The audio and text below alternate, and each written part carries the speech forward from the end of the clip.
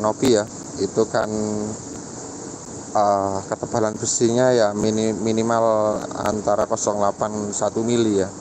Kalau di angka 1 lebih seperti 1,2, alangkah baiknya menggunakan yang 900 watt. Terima kasih buat kakak yang punya channel Rumah Idaman ya, sudah menemani saya lembur malam ini.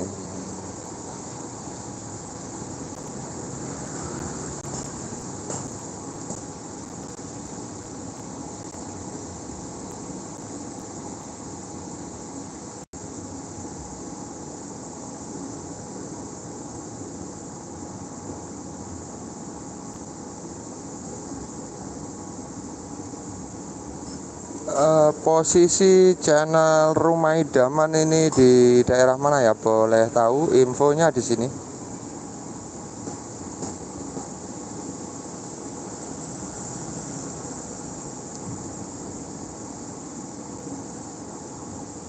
Ini sudah jam 8 malam ya, 1 jam ke depan masih ada waktu, 1 jam ke depan untuk lembur.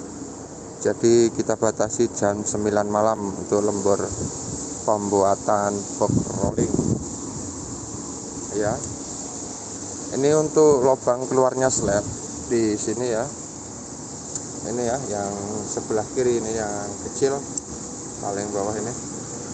Yang ini. Ini lubang keluarnya slab saya buat 4 cm ya. Betul-betul bagus. Jadi bottomnya aman, nggak akan lewat di situ.